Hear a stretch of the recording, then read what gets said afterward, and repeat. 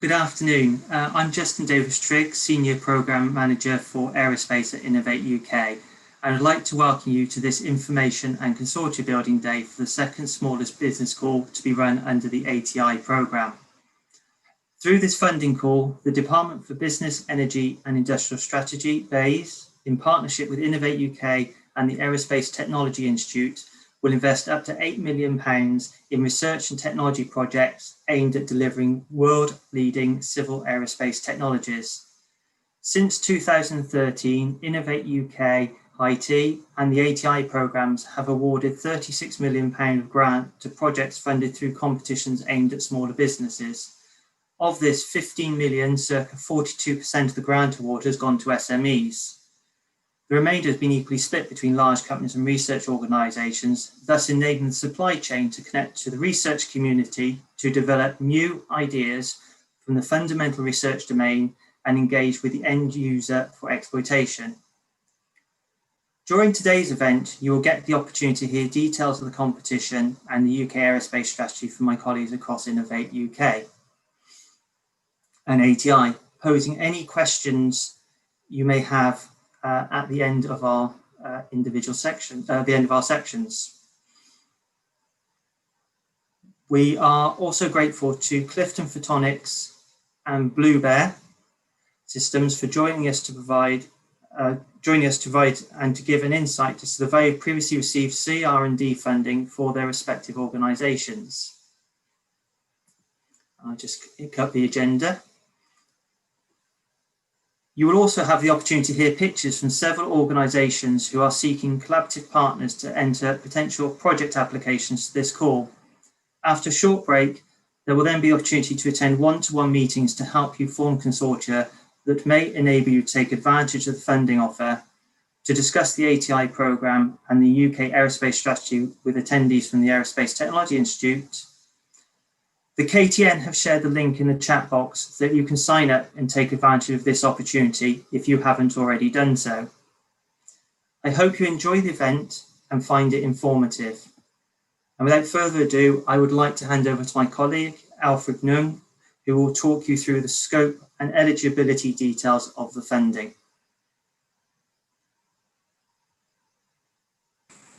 Thank you, Justin. Good afternoon, everyone. So my name is Alfred Ng, and I work in the Innovate UK Aerospace team, and I look after the Innovate UK competition in terms of the aerospace sector. So I'm going to give you a quick run through of what Innovate UK does, and then a brief introduction to the competition rules and eligibilities. And then I'll hand over to Ed Andrews in Innovate and ATI to tell you a bit more on in terms of scopes. And then also my colleague Alexis Blade will then tell you about how to apply. So Innovate UK. Innovate UK is part of UK Research and Innovation, UKRI. And we are a organization which formed in April 2018, alongside with the merging of 7 research councils, which you can see on the screen here, and Research England. So our objective is to work with the government and to invest in UK businesses and academics across the UK, and to help UK, in terms of R&D projects. And so our missions, in terms of UKRI mission, is to create a research and innovation system that is fit for the future and able to respond to environmental, societal, and economic changes on global scale, tackling several challenges and opportunities. So that's our main objective. So part of the Innovate UK is part of the UKRI family, and our objective is basically predominantly business side. So we help drive the UK productivity and economic growth by investing in terms of in business, by giving out grants. So we are obviously today we are partnering with ATI, and this competition is aimed at aerospace smaller businesses. And so suggest, just to give you an overview of Innovate UK. So we are helping the government's targets of investing 2.4% of GDP to do R&D research activities, and we aim to transform the UK R&D landscape. So, today's competition is about the smaller business expression of interest. So this is the second call of a series of 3 calls, and it's a yearly event. So, the aim of this competition is to help SMEs to develop and encourage you to do technological innovation within the civil aerospace sector, which it can be exploited in the next 5 years. So, to be eligible, your project must be between £300,000 and £1.5 million in terms of cost, and needs to start by September next year, and end by 31st of August 2014. So up to 36 months long. And your consortium must involve a UK registered SME, which you can find the definition is a European definition on there, and have a credible route to market, as we said, within the next 5 years. This is what we aim for, and then address the priorities stated in the UK Aerospace Technology Strategy Accelerating Ambition, which my colleague Ed will tell you a bit more about that.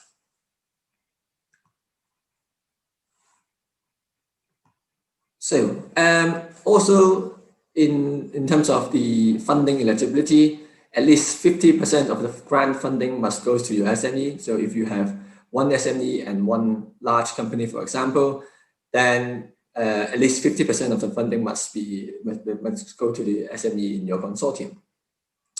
Also, no one partner can incur more than 70% of the total project cost. So, for example, if you have 2 partners and your project is £1 million in terms of cost, then the maximum one partner can incur is £700,000. And then if you have a large business in your consortium, then they can only claim up to 30% of the total project cost. So again, if using the 2 partners examples, if you have one large company and a small company, then the large company can only get up to 30% of the total project cost. And then if your consortium have a academic partner, so either a catapult or a university, for example, and they're doing non-economic activities, then they can share the up to 30% of your total project cost. So again, example, if your project is £1 million, and if you have a partner, catapult or academic partner, then the maximum cost they can share is £300,000. And if you have more than one academic partner, then that is shared between them. And finally, in terms of the individual funding for organizations, so if you are a micro or small organization, then you are entitled to up to 70% of your cost. If you are a medium-sized organization, then 60%. If you're a large organization, then it's 50%. And for academics, it's 80% of your full academic costs under the terms of JES, which I'm sure most of you will be familiar with that. And then if you are a catapult or any other organization listed on there, so such as public sector organization or charities, then you are allowed to claim up to 100% of your total cost. And so if you are taking economic activities, so if you're catapult taking economic activities, then you will be treated as a business. So that's a quick run through of my section. So I'll hand over to Ed Andrews from the ATI, which will then tell you a bit more about the scope, which is the Accelerating Ambition Strategy. Ed. Yep. Thank you, Alfred. Good afternoon, everyone. Hopefully you can hear me loud and clear. So yeah, as Alfred says, he's introduced the nature of the call and some of the rules behind that. What I'm going to take you through today is a little bit, firstly, just around the nature of the Aerospace Technology Institute and where the call sits under our remit. And then we'll come on to specifically looking at the scope of the program, and as Alfred's kindly highlighted, the ATI technology strategy named Accelerating Ambition, which I'll show you at the end.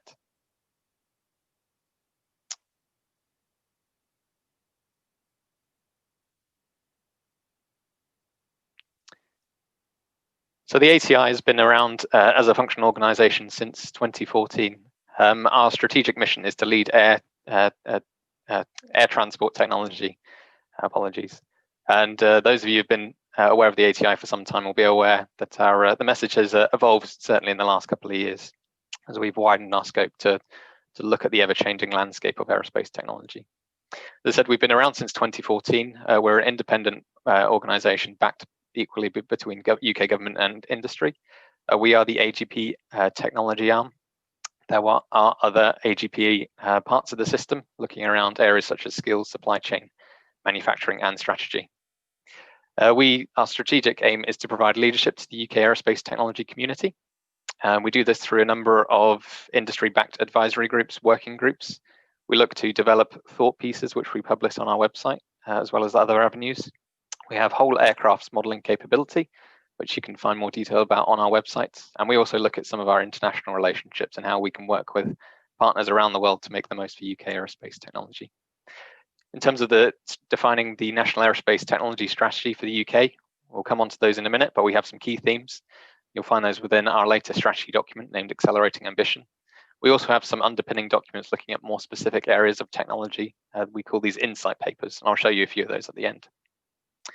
Our current portfolio programs will be up until currently, the lifespan of the program is till 2026. Hopefully it will be extended beyond that, but you can see there will be up to £3.9 billion worth of R&D programs allocated. Currently, to date, we're allocated £2.8 billion of market-aligned programs. These are currently all on contract. This totals 315 programs with 341 unique partners, of which 210 are SMEs. And all of these collaboratively support 71,000 UK jobs. And obviously, we hope for that to grow in the future. We're obviously looking at new ways of delivering innovation, and we'll come onto the call today and how we think this can be one particular way of doing it, but there are others. And we're always looking at how we can offer innovation in our offerings.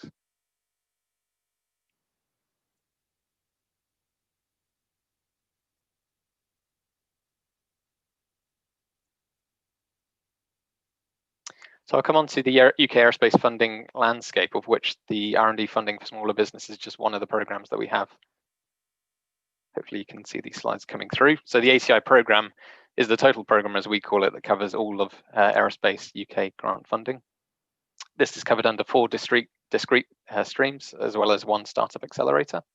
The first of these we call the strategic program. The annual budget for this is around £150 million of grant funding. The scope for this is a mixture of industrial research programs, as well as capital infrastructure programs delivering research infrastructure. We run calls on every month, and this is a 2-stage program, as you can see. Stage 1 really looking at, I guess, what's the key themes, the concepts, and the outputs. Moving on to stage 2, this is delivering the full stage proposal. This happens on a quarterly basis. So this covers our entire remit. This is where probably we get most of our regular activity, but obviously we need to address the sector more broadly, which is why we introduced other streams. Which brings us on to the R&D funding for smaller business call, which we're talking about today. I won't go through the rules. As you can see, Alfred's already taken you through most of those. I guess currently we do have just 1 call per year. We're looking at maybe developing this in future into a more frequent basis. Really, the strategic nature of this call is, again, as Alfred and Justin have highlighted, it's looking at getting innovation in the supply chain, getting smaller organisations to lead proposals. There is no restriction in our strategic program. However, that's why we think this is a really good program to try and stimulate that innovation.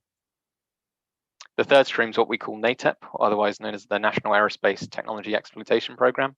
You can see some of the rules on screen there. The key differentials are project costs have to be between £100,000 and £300,000, of which the grant funding rates are available on Innovate UK's website. And the duration is limited between 12 and 18 months.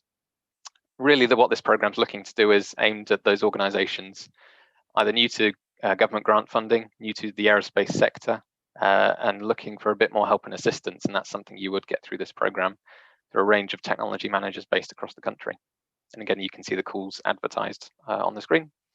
We have a couple of international bilateral funding calls. We've done a few with Sweden in the past, and we're looking at doing some more of these in the near future. And these will be advertised as they become available. And the final one there is the ATI Boeing Accelerator, which you may have seen advertised quite a lot in the press recently, working with our partner Boeing, as well as a few other key industrial organisations. So this is available for all startup organisations, £100,000 Boeing Horizon X investment available for a 12-week innovation programme. And the key theme for this current cohort is sustainability. And if you are unsure about any of these streams and where you think you may be best placed, then do approach us. We're happy to take you through the pros and cons of each for your organisation. So moving on to, I guess, the ATI strategy as a whole, we underpin this through three key elements, what we call sustainability, mobility, and competitiveness. So it's all about setting a sustainable agenda, looking at the air vehicles that we're delivering into the air landscape, the flight and the ground operations, how we can optimize these to obviously deliver sustainable operations.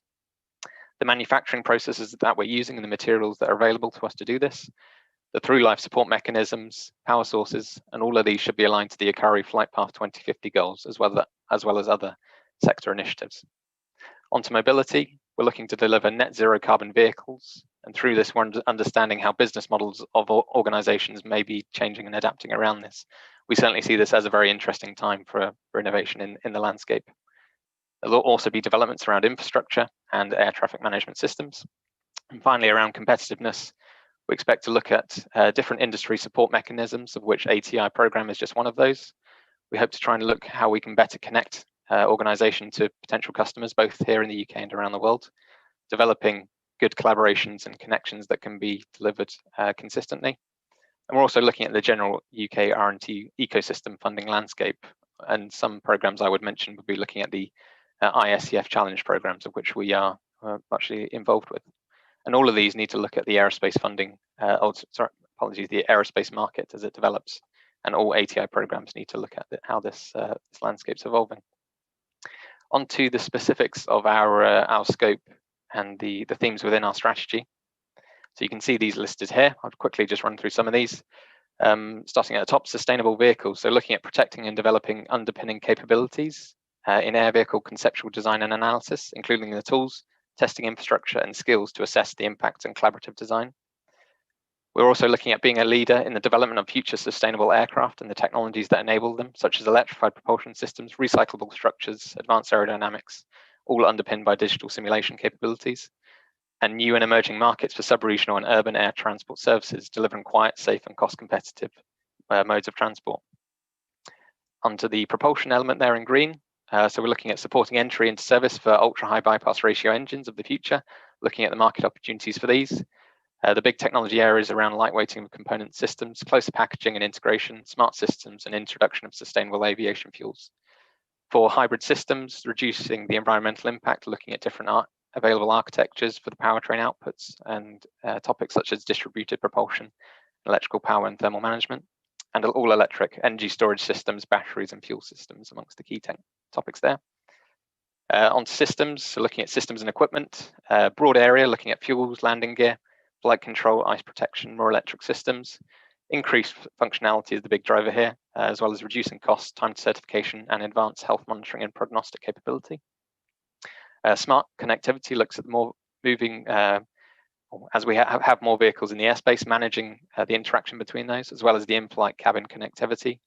Looking at 5G systems, comms coverage, redundancy, cybersecurity, and cockpit connectivity.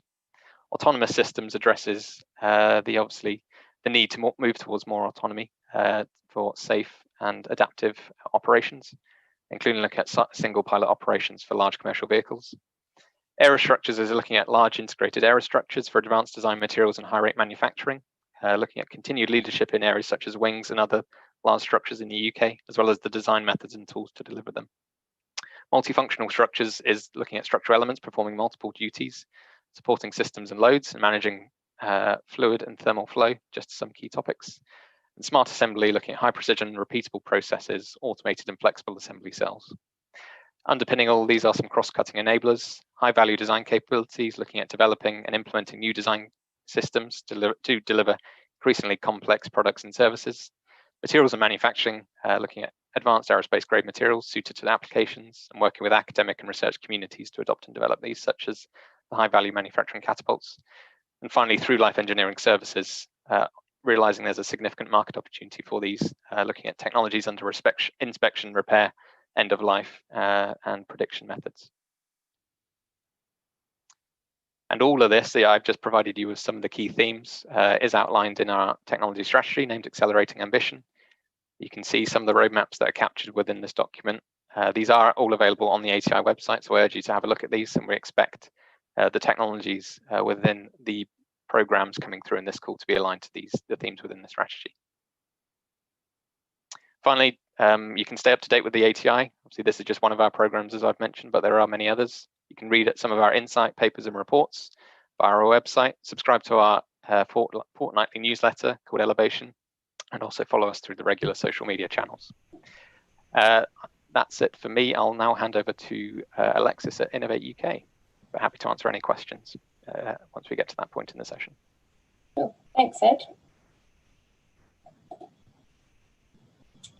Okay, so my name's Alexis Blades, and I am the Relationship Manager for Aerospace working at Innovate UK. So I'm going to touch on a bit more in depth about the eligibility criteria, how to actually apply, what happens with assessments, and eventual project setup. So you've seen these eligibility criteria a couple of times. I just wanted to touch on a few things. So you must be collaborative, and what that means for Innovate UK is that the lead and at least one other organisation is claiming funding. We'd also expect to see the structure and rationale of the collaboration described in your application. Your project can include partners that do not receive any of the competition's funding. So if you wanted to include non-UK businesses or other collaborators that didn't want to take grant funding, their costs would not count towards your total eligible costs for the project, but you should include information about them and why they're important for the project as part of the body of your application. Subcontractors are also allowed in this competition, and we would expect you to select them through your normal procurement procedures. If you do select overseas subcontractors, we would expect to see evidence of why you've been unable to find a UK supplier, and for us, cheaper cost is not deemed as a sufficient reason. So projects in this competition, they must sign up to the Aerospace Technology Institute Framework Agreement. You can find that agreement on the ATI website. However, for this competition, you are currently exempt from paying any industrial contributions to the Aerospace Technology Institute. As I say, these are the eligibility criteria we've laid out for the competition. However, if for any reason eligible costs or duration or something else is outside of this eligibility criteria, you must contact the customer support service at Innovate UK at least 10 working days before the competition closes. We'd expect to hear a rationale of why you would need to be outside of these eligibility criteria, and that will give us time to decide whether we would allow that application through. So this competition allows resubmissions, and I've included the definition there of what we mean by a resubmission. If you are a returning grant recipient, we would not award funding if you failed to exploit previously funded project, if you've got an overdue independent accountant's report, or if you failed to comply with grant terms and conditions of a previous grant. We're also allowing you to collaborate on multiple applications in this competition. So if your business is leading on an application, it can collaborate on a further 2. If your business is not leading an application, you can collaborate in up to 3 applications. And if you're another type of organisation, so a research organisation, academic institute, a catapult, then you can collaborate on any number of applications. A bit more detail about the types of organisations we fund at Innovate UK. So for businesses, to receive funding, you have to be registered in the UK. As Alfred said, we use the EU definition for the size of organisation. And we also fund research organisations and public sector organisations.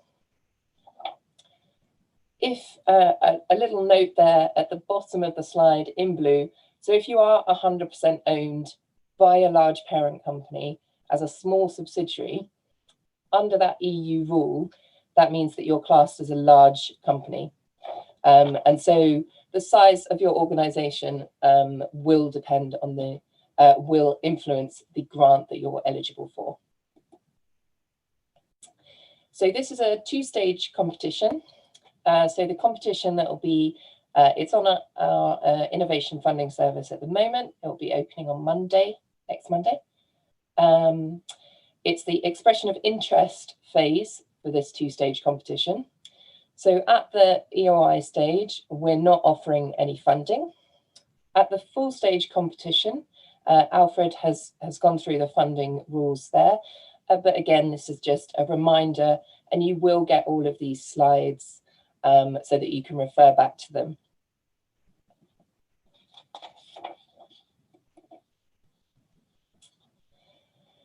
So for this funding, the aim is that we're optimising the level of funding to businesses. Obviously, for this call, it's particularly aimed at SMEs.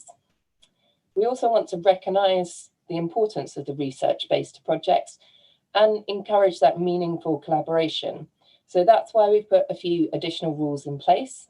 Alfred's already touched on these. So no one project partner can take more than 70% of the total project costs. UK registered large businesses in your consortium, they can share up to 30% of the total project costs.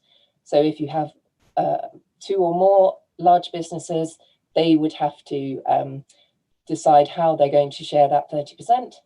And with UK registered research organisations, they can also share up to 30%. And again, if you have 2 or more, they will have to decide how they are sharing that 30%. A note on claiming funding. So at the application stage, your business does not have to be registered on Companies House. However, by the time you are due to receive funding, you will have had to register your business with Companies House. We at Innovate UK are unable to offer grant funding to overseas organisations, organisations set up as a branch, or if your company is registered in Jersey. So a few things to be aware of if you're looking at this competition. We are running this competition under state aid rules. So that's General Block Exemption Regulations. You may have heard them referred to as GBA. And that means we have to perform a test, and we're unable to offer grant funding to limited liability companies who meet the condition known as undertakings in difficulty. So there's a very brief definition there. So it means that if more than half of a company's subscribed share capital has disappeared as a result of accumulated losses, that will, excuse me, that will mean that you are classified as an undertaking in difficulty. So we apply this test to all limited liability companies except SMEs less than 3 years old. If you have a parent company, the test can be performed on your parent or holding company. And when you're applying for this competition, you are telling us that you understand this regulation and that you believe that you'll be eligible to receive state aid. And unfortunately, Innovate UK isn't allowed to advise you on this. So please do seek independent legal advice if you are unsure whether your company would be eligible to receive state aid. So the area of state aid that we're using for this competition is aid for research, development and innovation. And what we're funding is industrial research. So if there are elements of your project that might be considered feasibility studies or experimental development, we would not be able to fund them as part of this competition. And you can find the definitions on the Innovate UK website, and they're also they're taken from the European Commission guidelines. So key dates. So the EOI competition, that opens the 9th of November. The submission deadline is the 6th of January, and that is at midday. So please absolutely make sure that by midday, preferably earlier, you have everything together to make that successful EOI submission. We're expecting to inform applicants on the 19th of February. If you are successful at the EOI stage, you will receive a link that invites you to the full stage competition. Full stage competition will close on 31st of March 2021, and we're expecting to inform applicants by the 1st of May, and then the latest project start date would be from the 1st of September.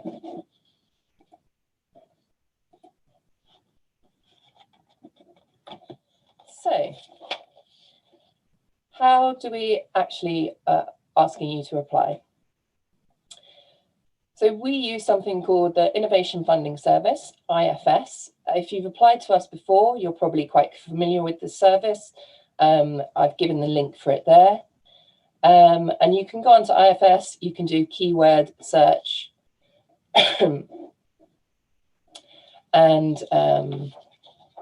find the competition that you're interested in. Click on the title, you'll get more details, the dates, everything you need to decide whether you are eligible for that competition. If you haven't used IFS before, it's quite easy to create an account. If you're a UK-based business, it would be great if you can use Companies House to look up, because that links with your company number. And if you are successful, then our project finance it cuts down the time that they need to have a look at your application if everything's linked there.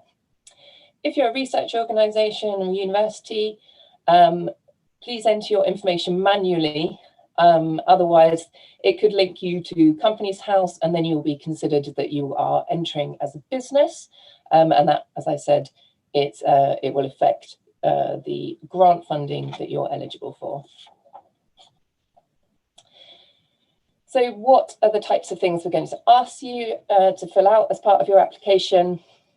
So aside from the questions, there is project details section. So we'll ask you about your team. So who are the collaborators that are going to be part of your project? You can invite colleagues, so we call them contributors.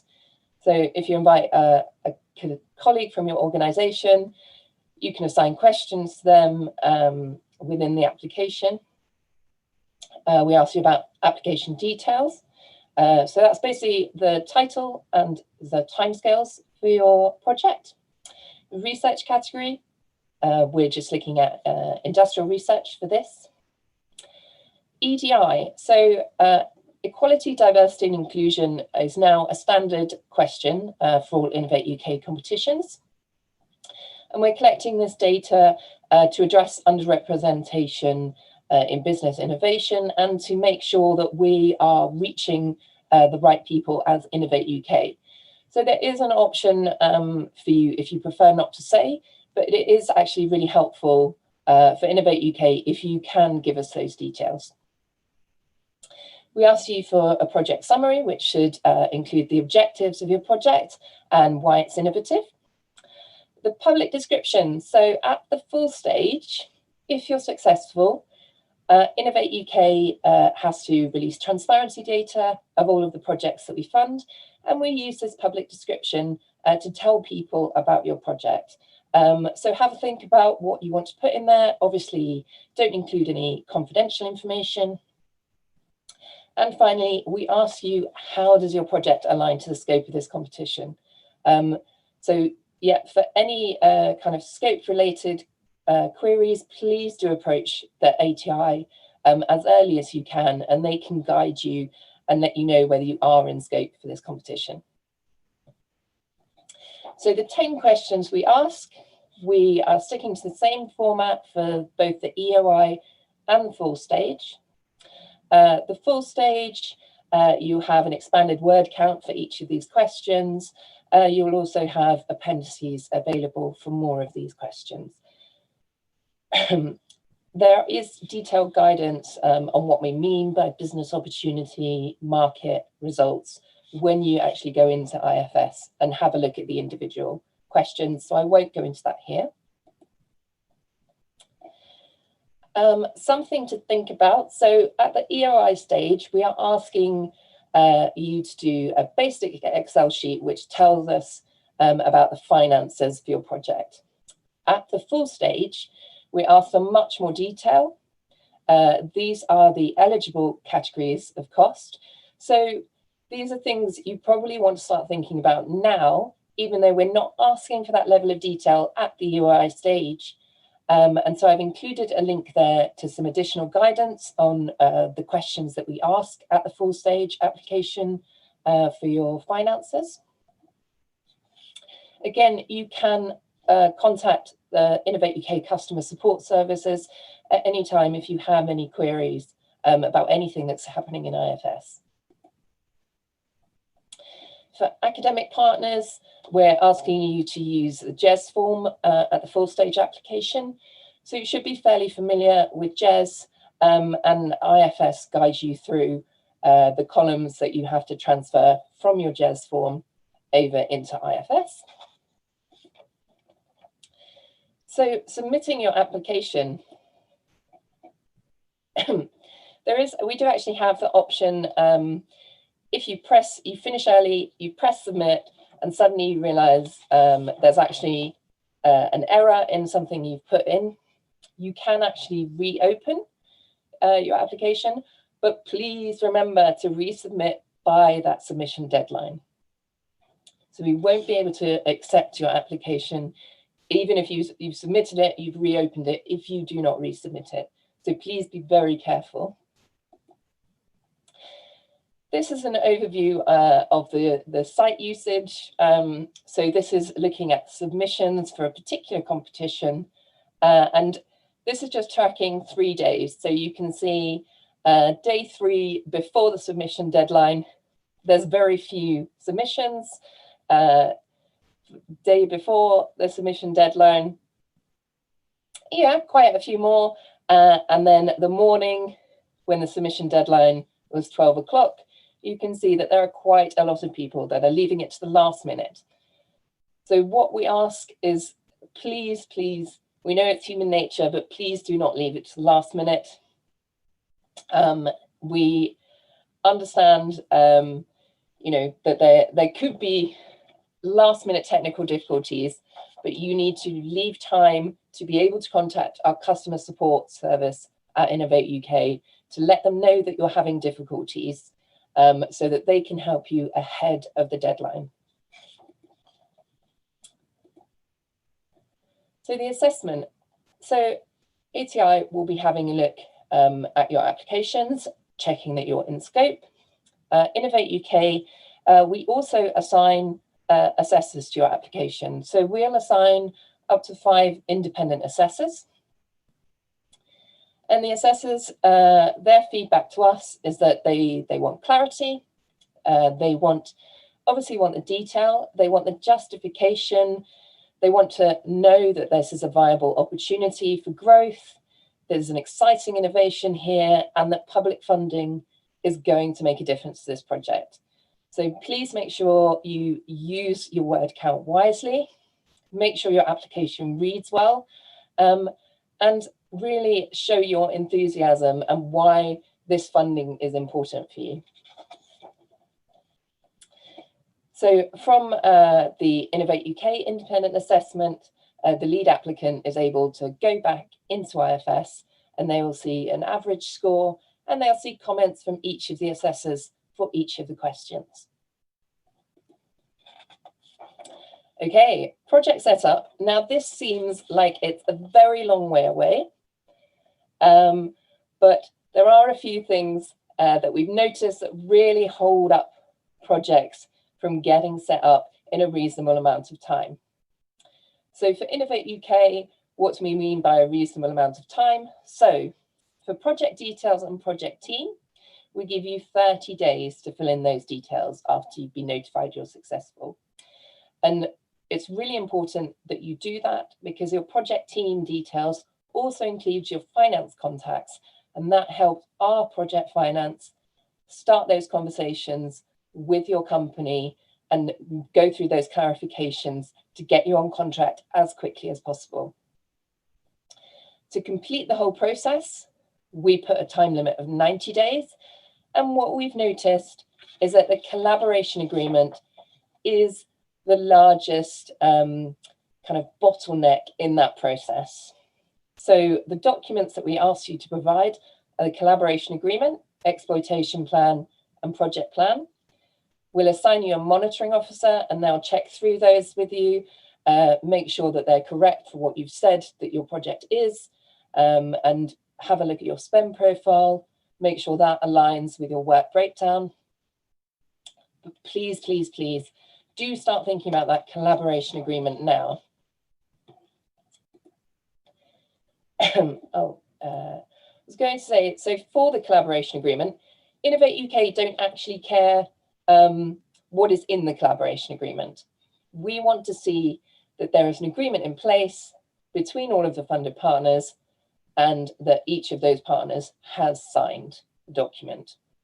So there are some examples given on Innovate UK and on .gov.uk pages, but you could make your own document. So grant claims and payments, again, something I want you to be aware of, especially because this is aimed at SMEs and thinking about your cash flow for your project. So as I said, we'll assign you a monitoring officer. We'll do quarterly monitoring. And this is why we need your detailed project plan and your spend profile up front, so that your monitoring officer can look at those and and monitor on a quarterly basis how you're doing. So claims can only be made for costs incurred and paid between project start and end dates. So project start date will be agreed when we send you your grant offer letter. So once you've completed all the project setup details, and so if you choose to start work before that, we cannot pay for any costs incurred before the agreed project start date. All grants are claimable quarterly in arrears, and claims may be subjected to independent audit. Your monitoring officer will be able to provide you with guidance that's related to the grant size. And claims are only paid once the quarterly reporting and the necessary audits are complete. So please do bear this in mind for your cash flow purposes. And finally, those contact details. So customer support service, there's a telephone number and there's an email address, and they'll be able to direct your inquiry to the most knowledgeable person. Obviously, knowledge transfer network, not just facilitating this event, they have guides on how to complete your application. And again, there's a general guidance on the Innovate UK website. So I would like to say thank you, and I believe we have questions now.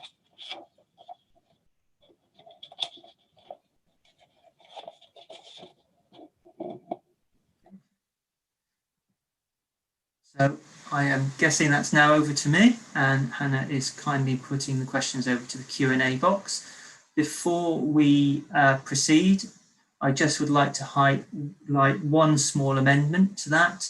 The closing time for applications is actually now 11 a.m. on the date of closing. I've been informed.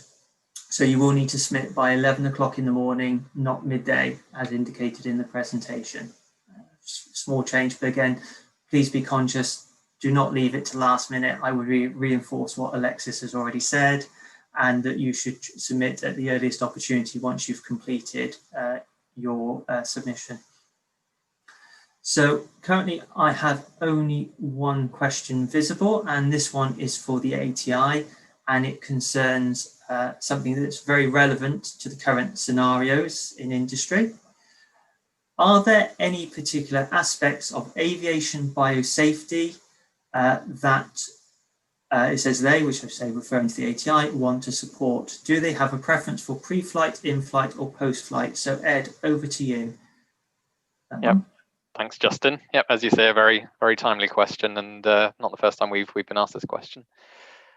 I guess it comes down to how we consider delivering a safe working environment for the aircraft. Obviously, COVID and the impact of that has highlighted a particular bio risk that we need to mitigate and try and understand how technology can try and solve that. And we've seen already quite a few solutions in the industry, both within the UK and broadly, that look at this. How I would really steer people on this is we've done a study just last year actually looking at the impact of the market for cabin interiors. This is a particular area that we do have an interest in, and then something where we think there's high value technology content. So really where we look for supporting a biosafe environment is really onboard systems based equipment and technology. There is a wider interest in, I guess, the airport side of things, both once before and after you're on the aircraft, but it's probably beyond the scope of our strategy. So really what we look for is technologies that can show integration into the specific aircraft environment and how those systems can be optimized and made more efficient through their usage. So hopefully that answers the question. Bit of a roundabout way, but there is an interest, but it needs to be within the aircraft. Thank you very much, Ed. I've also had a highlight, I think, from Alexis, who may like to come in, as there may be other opportunities available. Alexis, did you? Oh, no. No, okay. Something that flagged up on the Q&A box. Clearly a gremlin in the system on that one. Hannah, I don't know if there is any more open questions from that, as I'm currently not seeing any more. No further questions. If you do have further questions, say if it's around the UK Aerospace Strategy, the strategic fit of your idea, then please get in contact with the Aerospace Technology Institute. Ed, I think the details are available on your slides, but also they're available on your website. If you have any sort of questions on the general eligibility, state aid, those sorts of things, to say we are limited in Innovate UK about how much we can support those questions, as you do need to seek independent advice. But please do feel free to contact our customer support services, and we will endeavour to answer any as best we can. We have actually had another question come in. Again, this one's probably more for Ed because it's around scope. Yep. Will safety and crashworthiness of eVTOLs be a key? Will be a key issue. Would a project for stroking seats be within scope?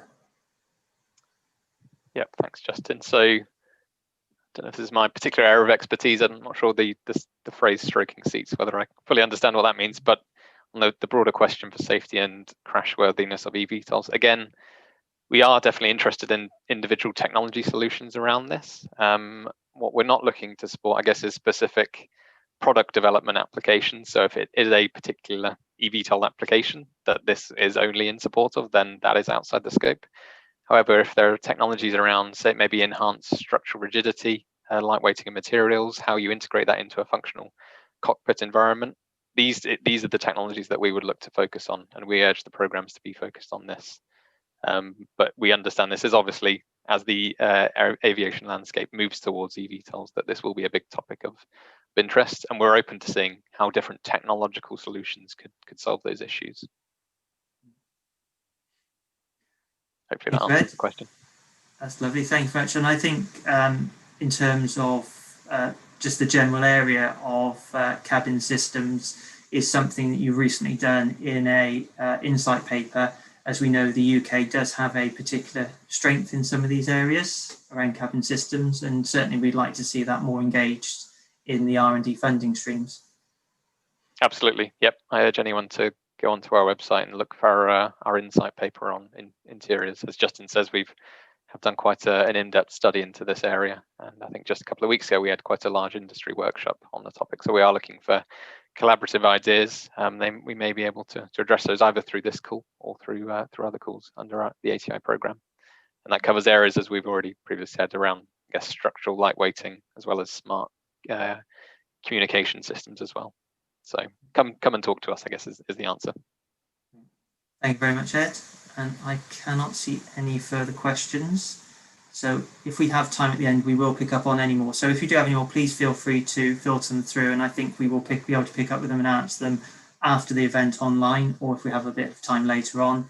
And say, if not, there are the other channels post-event. If you'd like to pose some more questions that come to you, as they say, they may not come immediately during this session. So let me just close down the last box. So, I say we will now be shortly hearing from two organisations, the first of which is highlighted on the screen. And before we move into those presentations, I hand over, I would like to say it gives me great pleasure to announce that Clifton Photonics has been awarded £211,000 grant funding by the ATI programme as a collaborator in the Rolls-Royce-led Reinstate project. The Aerospace Technology Institute estimates that through-life engineering services in civil aerospace will be worth $2.5 trillion over the next 20 years.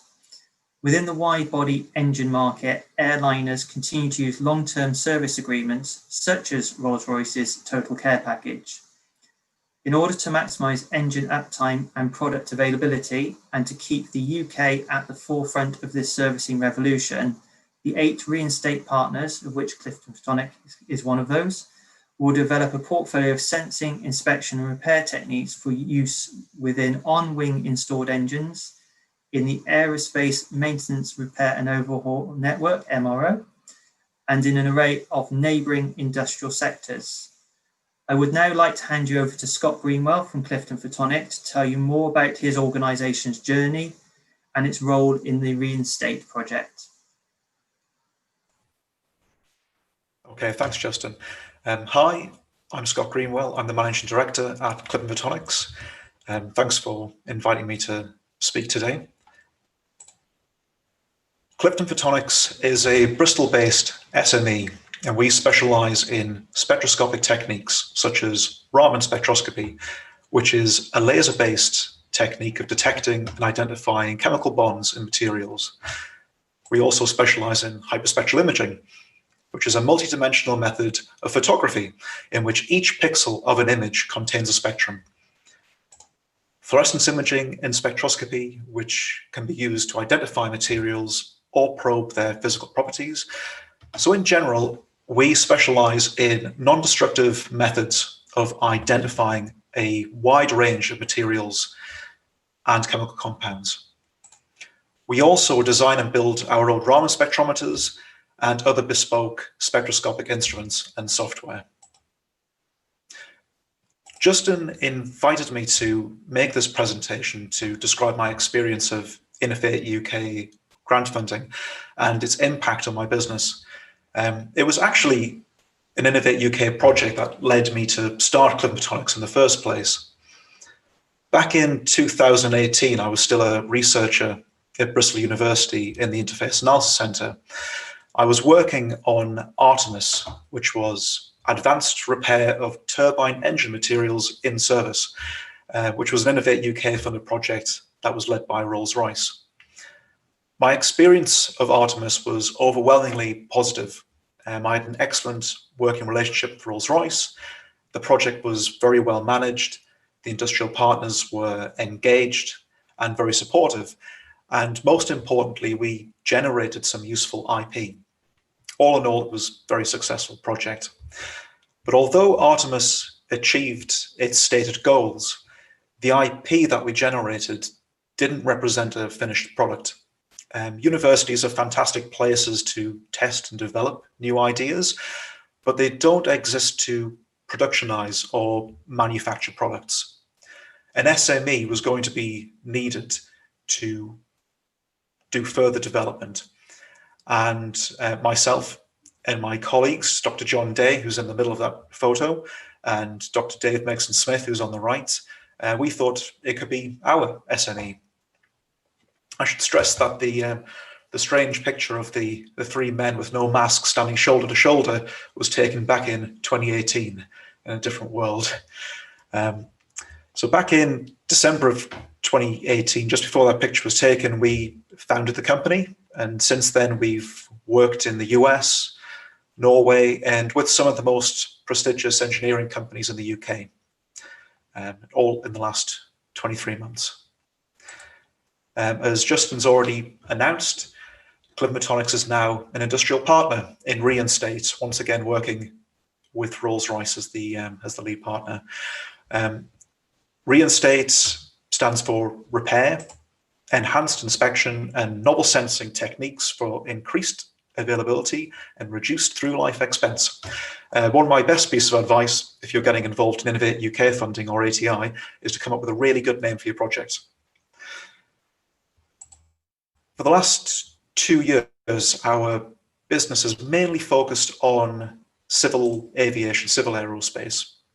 But to grow the company, we need to develop new products and services, new intellectual property, which we can use to attract customers within aerospace, but also from a wider, more diverse range of industries. However, developing new products, new services requires research, which can be expensive. It's always time intensive, and it's inherently risky.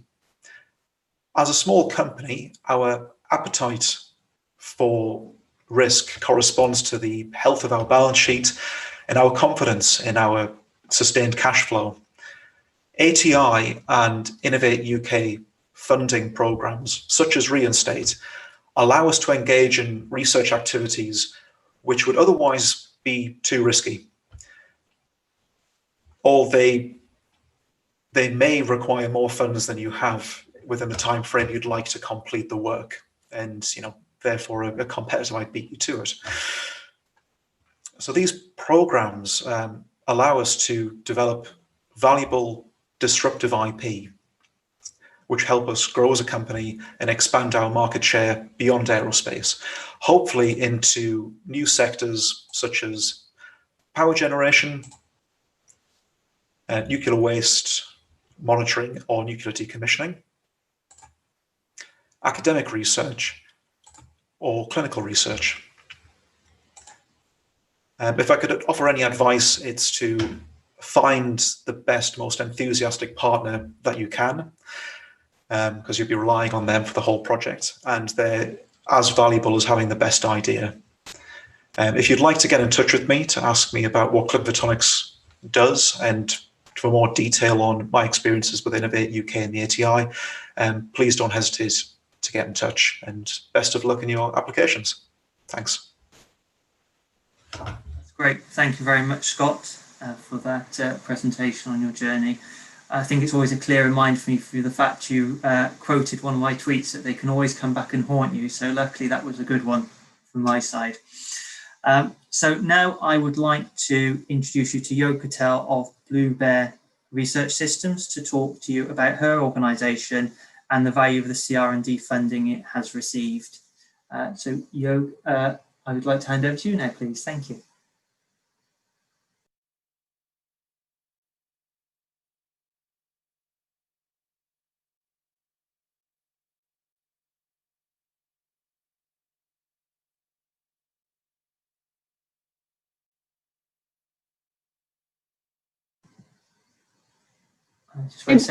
Here. Oh, can you hear me now? We can hear you now, Yo. Thank you very much. Good afternoon, all, and apologies. Technology at its best in Bedfordshire. So, who are we? Bluebear. We are a company that's now in its 21st year of operation. Our footprint, until we took funding from Innovate UK and its predecessors, and ATI was very much in defence. So Bluebear's story is really all about how civil treasury funding has helped us make inputs into and explore the read across into civil markets and explore the read across of our technology into civil aviation. So I'm Yog Patel, I'm the chief exec of Bluebear, and I'd say still very techy. Okay, so this is really, and our front picture tells a story in terms of how we deal with automation, autonomy, AI, and we can literally use that technology to unman any class of vehicle, be it large or small, be it air, land or maritime, and very much produce scalable and modular systems and solutions. So where, as a company, we tend to box like a prime, we're like a mini prime, and take large contracts as a result of the work that we've done both in civil world and in defence world. Now I'm struggling to get the next slide on. Do I have control?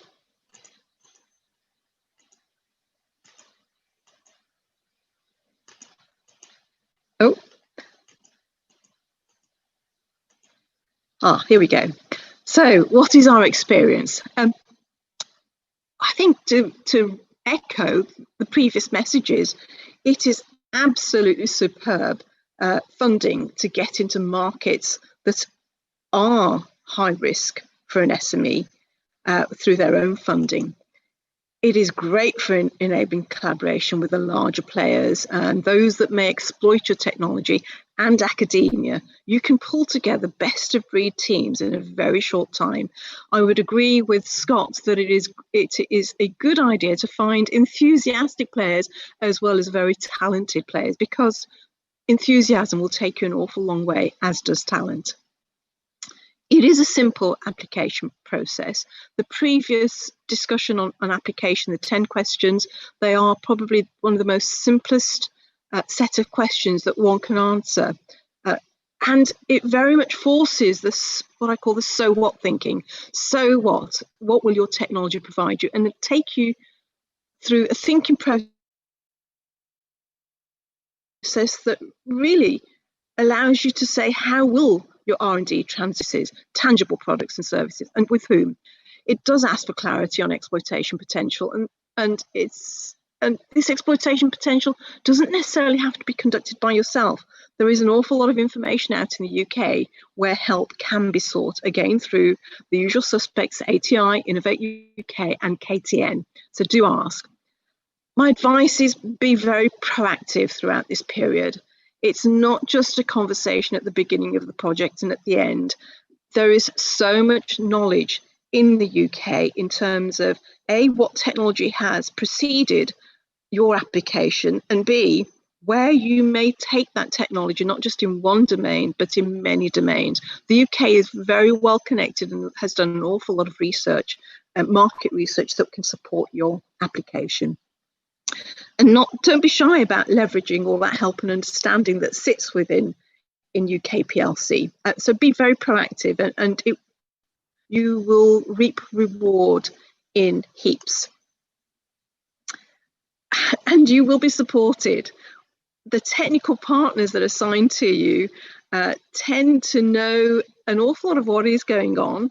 They are very experienced. They are incredibly supportive. They will want to make your project work despite any challenge that you will face.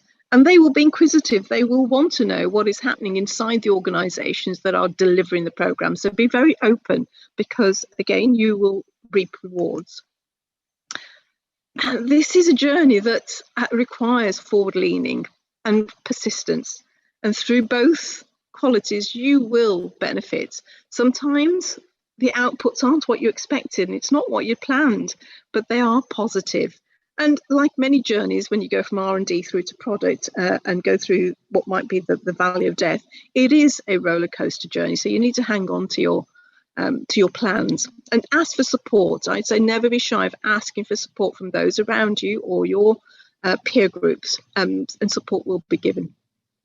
For us, particular, we were able to exploit our technologies in both civil and defence applications to the point where we generated several world firsts, and much to our surprise, were able to then have very sensible conversations with large organisations halfway across the world. So very, very small amounts can take you a long way. And I'll talk about two such projects. One was a project called RISER. It was funded by the predecessor to Innovate UK Technology Strategy Board. And it was a very modest fund, 34,000 for an initial feasibility study in the use of a remote inspection device for nuclear decommissioning. We worked in partnership with Bristol University, the robotics lab, and Createch, an SME that deals with sensors. Now, Project RISER in itself might have been modest, but what it allowed us to do was to look at the potential of the technology that we had in this remote surveillance drone. What really followed then has made big impact. We had several follow-on projects. Some were funded by others, some were just out of our own pockets. And so the first one, we went into Arriva. They are one of the largest nuclear suppliers internationally in France. This is a project that money didn't change hands whatsoever, but we took our prototype technology and demonstrated how a small drone carrying a radiation detector and a LiDAR system and heaps of automation and autonomy could replace the job of a person who may take a day plus to find nuclear radiation waste into something like 3¼ minutes. So fantastic verification for us that our technology worked. We then went on to talk to Sellafield to say, can we look at some of the areas where Sellafield may have had challenges in terms of nuclear decommissioning? We were able, again through relationships, we were able to run an experiment that allowed our technology to be tested with success in an area of Sellafield that had not had ingress for over 50 years. So Sellafield were absolutely delighted and we were absolutely delighted. Again, another verification exercise. We then went into earnest discussions with Fukushima through our partners Createch, who had relations with the Japanese sector. Through much engagement, and let me tell you, it always takes 2 years plus or minus a few months to actually get from conversations, initial conversations, to then a product placement in a particular sector. In this instance, we then talked to Fukushima. They liked our technology, had quite a big problem, and we ended up being a world first in nuclear decommissioning. So this is now using our drones in Fukushima for nuclear decommissioning. We had press releases in the Times, in the Japanese Times, and the publicity that came from it was fantastic. What did we do next? Now, this is thus far very much a civil application that we'd looked at. The UK MOD, through some of the not so positive events in Salisbury, realised that they needed to be able to find hazardous materials very quickly. So taking our civil funded work, we went back into defence to say, could we then use these drones to very quickly find hazardous materials, and were successful in winning a programme there. Now, last but not least, we began to say, well, what else can we use?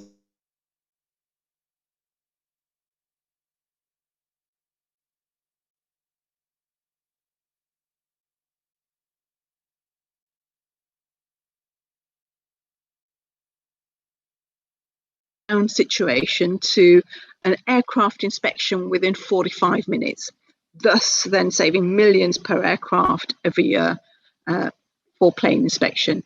We've worked with EasyJet. We appeared on the front page of Aviation News as a result of some of the work that we'd started with EasyJet, but very soon found that actually the technology that we developed for nuclear world wasn't necessarily going to work exactly as was for the MRO, maintenance, repair and overall organisations. And so we modified our drones, inspection drones, to the point where we set up a spin-out company called MRO Drones. And today I can happily say that one of the two largest manufacturers, civil aircraft manufacturers, has now bought the drone, and keen to better understand how it is that it could be applied. So a success story, not in the area that we expected, success stories, not only in the areas that we expected initially. Okay. Now, second program is similarly exciting for us as a journey. I'm going to now talk about a program that was funded under NATEP. Now, Ed mentioned NATEP. Again, a very modest start. It was £80,000 for the development of map services for flight path planning of unmanned systems. It wasn't just a flight, it was also on water planning. We worked with UK Met Office so that we could integrate their map services into our autonomy systems. Another fantastic set of follow-on projects that looked now at defence applications, all defence, until much more recently, where we've gone into providing map services for civil applications. We looked at precise navigations for Nano US. That was a world first. We campaigned the UK MOD and achieved some wow things. The Royal Navy Unmanned Warrior exercise, which was heralded as an international world first in collaborative autonomy. We were part of that. Our work there also looked at generating map services that we'd prototyped in the NATEP project. We then went into another defence project, which was all about last mile resupply, i.e. troops out on the field wanting equipment to be delivered to them by drones. Our map services underpinned that notion also. And today it underpins quite an important facility within the UK, which is the National BVLOS Experimental Centre. This is a centre that is there to help drone providers routinely fly in non-segregated airspace. It's the first of its kind in the UK. It is founded by Bluebear with Cranfield University originally, now under the remit of the DARTEC board at Cranfield University, of whom includes players like Thales and Vodafone. It is also the subject of the Civil Aviation Sandbox Innovation Project, which seeks to then set up NBEC as a facility that can fly third-party UAVs. So fantastic exploitation of what was a very modest beginning under the NATEP Safe Pilot Weather Watch programme. So I can happily say that I would highly recommend ATI UK Innovate funding to not just get going on high-risk ideas, but I'm going to say think about how you may exploit your technology into different sectors, and not just nationally, but internationally. Highly recommended. Thank you. Good luck with your applications. That's great. Thank you, Yog. And thank you again to Scott for those fantastic presentations that sort of highlight two organisations on very different journeys and different points in those journeys as well, about the value of R&D funding. Where we sit today with all the turmoil in aerospace and the aviation industry with COVID-19, I think the view they've given that the R&D funding has helped them to move on to greater and better things down the line for undertaking it, and clearly for the UK and UK companies to remain at that vanguard. We have to keep the R&D funding going, which is the whole purpose of this call, is to keep us at that forefront. And we would really encourage everyone to get fully engaged in it and reap the benefits of that. Briefly, before I hand over the pitching, I will just pick up the fact we have had a couple of additional questions come through, which have been answered online, but just to highlight them. Thank you to Ed and Lexis for answering them as we went live, and I will just sort of try to summarise those, and if I get it wrong, please feel free to jump in and correct me.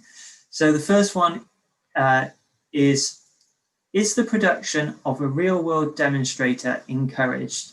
Now, I would look at this from the perspective of, if the technology is looking to demonstrate the technology in a representative environment, such as on platform, then that would possibly be included. If you are looking to the wider scale up or the feasibility of the technology, they are probably at the opposite ends of the spectrum, respectively, and would probably not be included in the funding here. However, I would always urge you to go away and take your idea to compare it to the state aid guidelines regarding feasibility studies, experimental development and industrial research, to see where your technology idea fits within that. The remaining question, let me just scroll down to it. How do you place NDT of aerospace structures? Would this be considered? So Ed, I'm literally just going to read your answer. Developing and demonstrating new techniques for functional aerospace products with technical benefits is aligned to the strategy both under structures, manufacturing materials and through life services. So I think the straightforward answer is that in general, yes, that is included. So I'd like to say thank you to Ed on behalf of the ATI, to my colleagues Alexis and Alfred at Innovate UK. And I would like to hand over to the KTN, who are going to take us through the pitching events before we round up and you hear from myself and from my colleague John Morledge at the end of this session. So Hannah, Natasha, over to you, I believe. Thank you, Justin. And like you said, thank you to all our presenters so far today. So we're now entering the pitching part of this webinar. This is where companies are given the opportunity of a 2-minute pitch in order to seek potential partners or collaborators on the call. Now, I would like to highlight before we get going, obviously it's even harder moderating remotely. So to all our speakers today, I will be timing you. And once your 2 minutes is up, an alarm will go off. And at that point, unfortunately, you will be put on mute and we will be moving on to our next pitch presenter.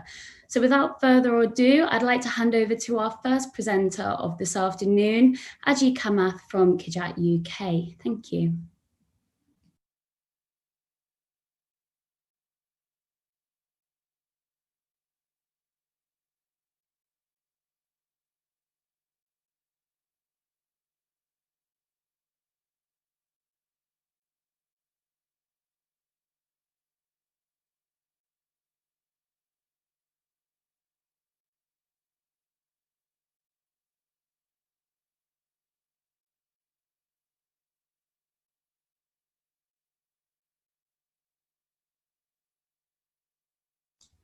Ajay, if you're just able to unmute yourself, then that should work. Hi.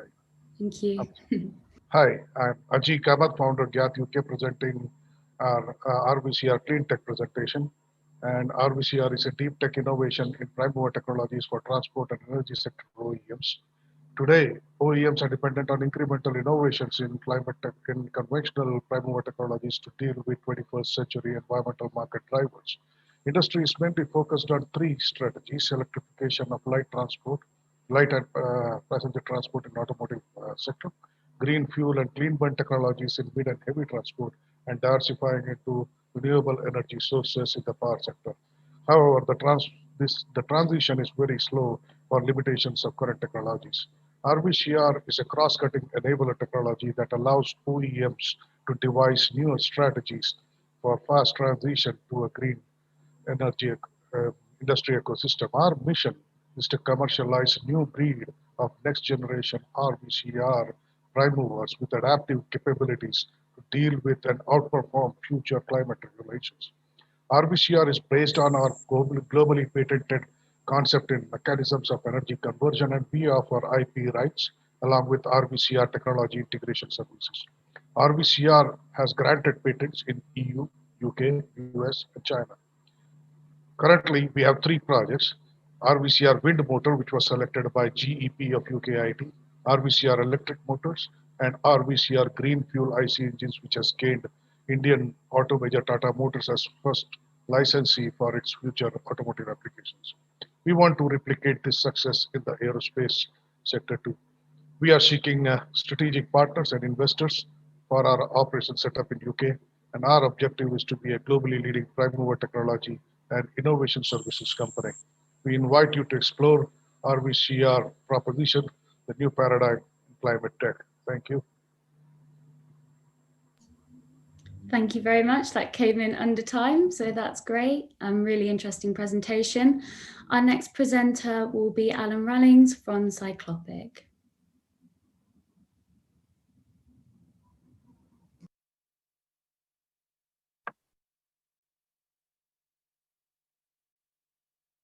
Good afternoon. Can you hear me? Yeah, loud and clear. Okay, hi, thank you very much. Well, yes, just to introduce Cyclopic, I'm the CEO.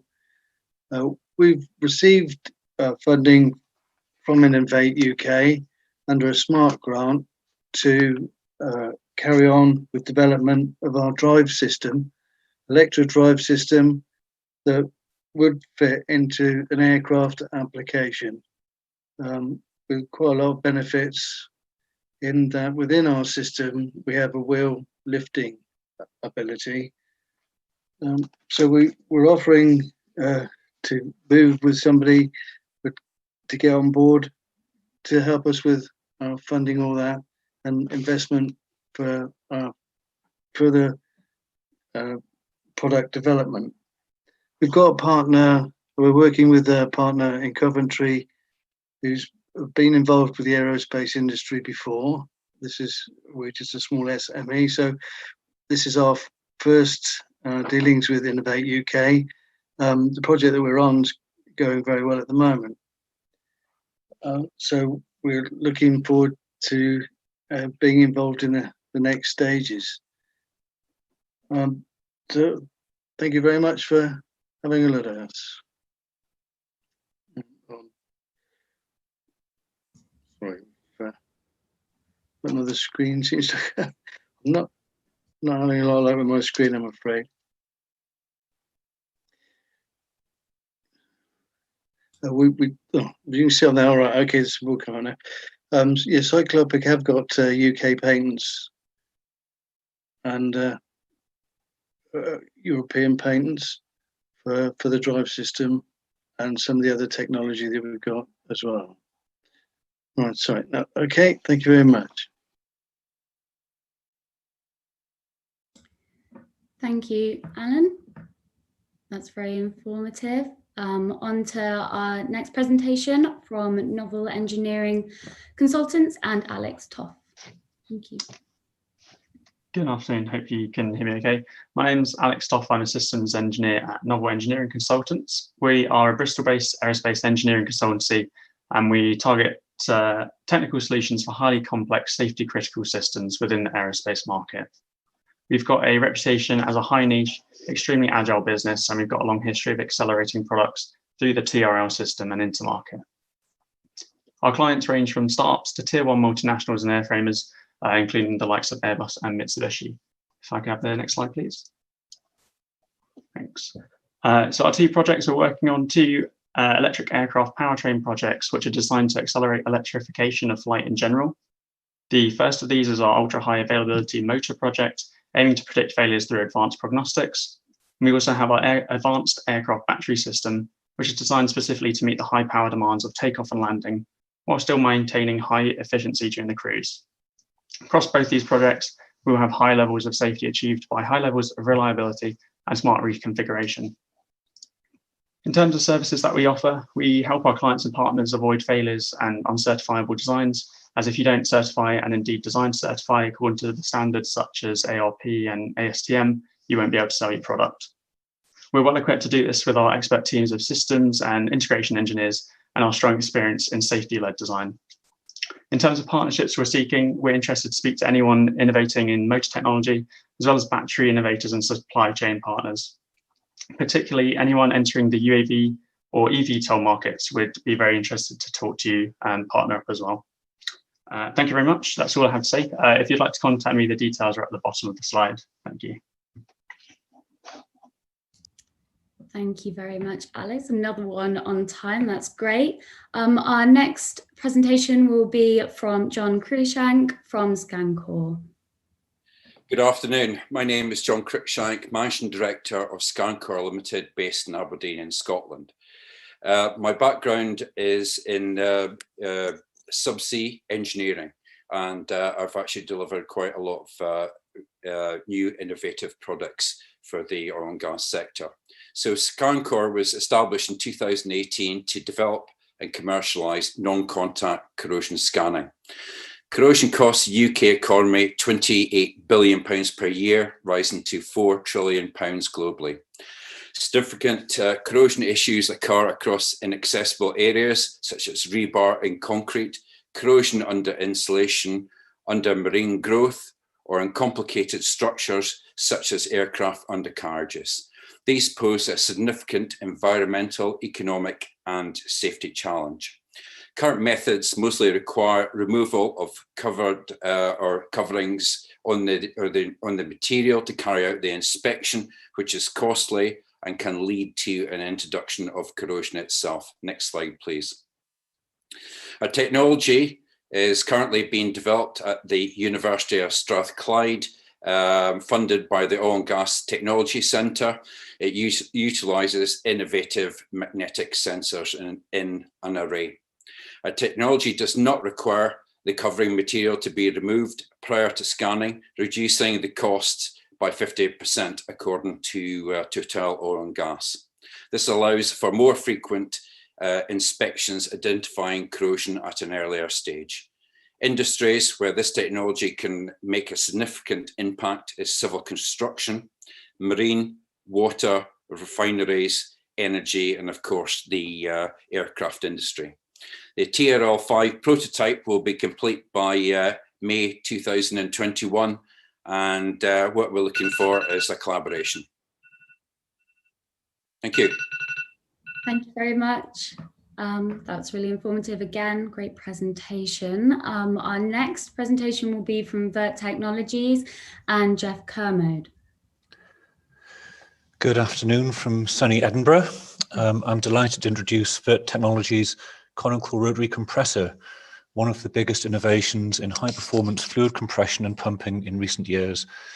The conical rotary compressor is a scalable, patented platform technology with a broad range of applications such as air compression for actuation and energy storage, heat pump systems for cooling, refrigeration and energy recovery, and pumping liquids such as water or propellants.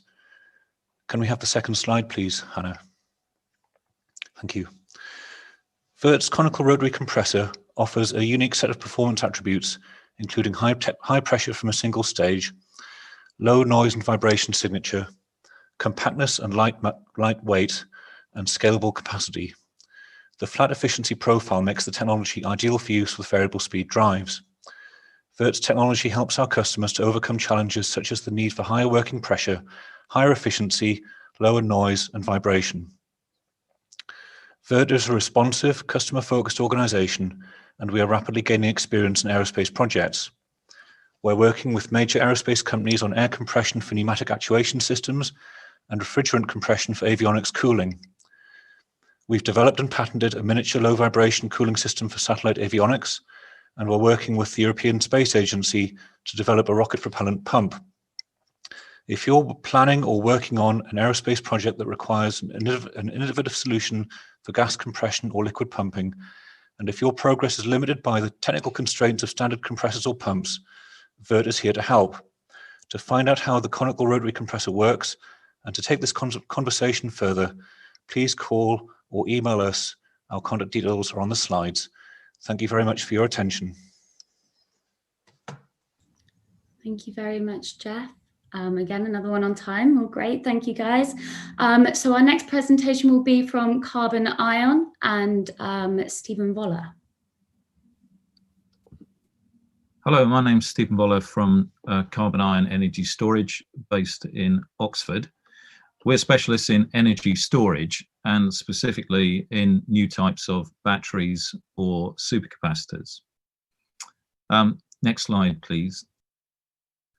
what we're interested in doing is incorporating energy storage as part of an airframe.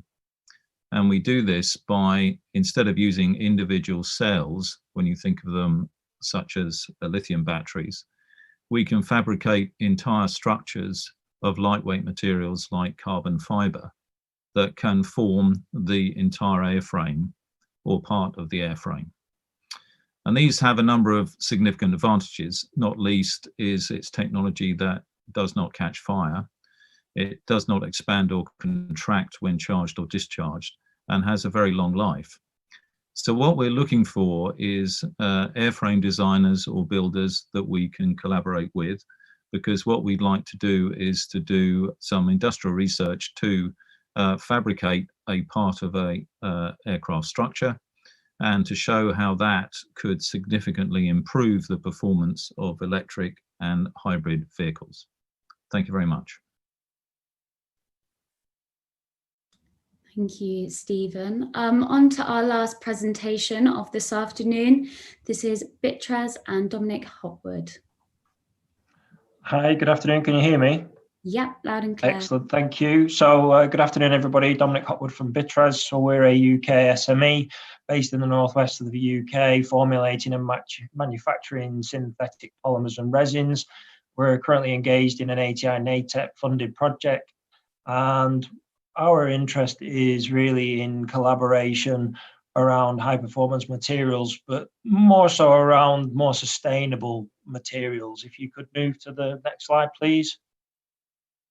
So sustainability is climbing up the agenda, and as a formulator and manufacturer of building blocks and systems for coatings, composites and adhesives, we see a lot of opportunity within the aerospace sector, both structural applications and aircraft interiors.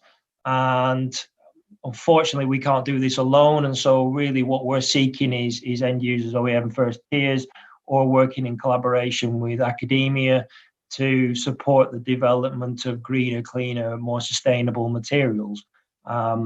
If anybody out there is looking for an SME project partner with capabilities around formulation, scale up and volume manufacture, then we'd be really interested to talk to you and discuss ways in which we could support your project. And that's it for me. Thank you. Thank you, Dominic, and thank you to all our presenters this afternoon. Before I hand over to John, I would like to highlight that we have the Meeting Mojo platform up this afternoon on conclusion of this event, where you can organise one-to-one meetings with anyone else who's joined the platform and made a profile. So without further ado, I will now hand over to John Morledge, Deputy Director of Aerospace at Innovate UK, for conclusion and wrap-up. Thank you very much. Thank you, Hannah. Hopefully you can all hear me. You've not seen me. I'm having some video problems here in Northamptonshire. Can you hear me? Can you give me a thumbs up, Hannah? We can hear you, John. Fantastic. Thank you, Justin.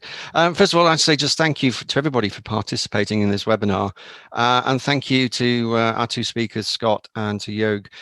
Brilliant. And thank you for sharing your experiences on R&D funding. And also the value of collaboration. It's fantastic to hear how you've gone on and what you've done with the funding and your own sort of endeavours in turning that into sort of the opportunities. Great to hear from both of you on that one. I'd also like to thank our pitchers as well today. Very brave coming up and doing a 2-minute slot. It's quite difficult, especially under the challenges of doing it all remotely via Zoom and WebEx and YouTube, etc. So thank you to you all for that. I'd like to just say thank you to the KTN team, particularly to Hannah and Natasha, for helping us today with this webinar. Big thanks to the Aerospace, Innovate UK Aerospace team, and to ATI and Ed and the BEIS team as well. Thanks Justin, Alexis, Alfred from Innovate UK for your efforts in putting today together. It's much appreciated. And it just leaves me to sort of say, I wish you all well with your applications and your future endeavours. And thank you very much for your time today.